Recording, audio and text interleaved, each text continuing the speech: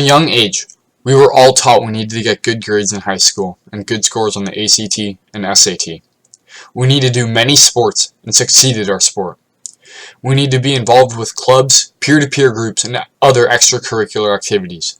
By doing this, you will get into a good college, and the common perception is that you will be more wealthy, live a better life, and in the end, be happier after going to a prestigious university. Teenagers take this idea very seriously, and I'm tired of hearing everybody freak out about doing poorly on one test, getting one bad grade, and acting like their grades, standardized test scores, and the college they attend defines them as a person. Addressing this problem, I want to prove to all of you why it is not crucial to be a perfect student in high school, and why the college you attend is not super important. First of all, this idea stems from the perception that having money is what makes people happy. This is a huge misconception kids have in Las Vegas, because many of them see that their parents are happy and have lots of money. The truth is that after around a $75,000 salary, happiness does not increase. Considering that the majority of you will major in science, technology, engineering, or mathematics, you are almost there, considering the average salary for those majors is $73,700. And keep in mind, most of the schools of the people surveyed we have never heard of, so most of you will be well above that average. But for the sake of argument, let's pretend that money is happiness.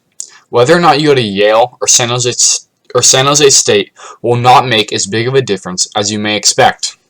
When people who went to a very selective university were compared to people who were accepted to a selective school but chose to attend one that was not selective, there is no difference in salary later in life. It will not make a huge impact whether you go to a very prestigious college or not. As long as you go to a college, your salaries will be comparable if you have the same aptitude. Apple, a company that just generated $74.5 billion in one quarter, hires more people from San Jose State than any other college, beating out Stanford and many other highly prestigious universities. Many extremely wealthy people struggled with school their entire life and still hit big. Thomas Edison improved the light bulb greatly and made it available to everybody. He created the phonograph, a way to play back sound, the carbon microphone, the kinetoscope, which was the first way of seeing motion picture, and nickel-iron batteries. He did all of this with only 12 weeks of public schooling, before dropping out at 11 years old. Need a more modern example? Let's look at a few of the investors from the hit show Shark Tank. Barbara Corcoran, worth around $40 million, has dyslexia and receives straight D's on her report card. Kevin O'Leary also has dyslexia and was even placed in special ed classes and is now worth $400 million.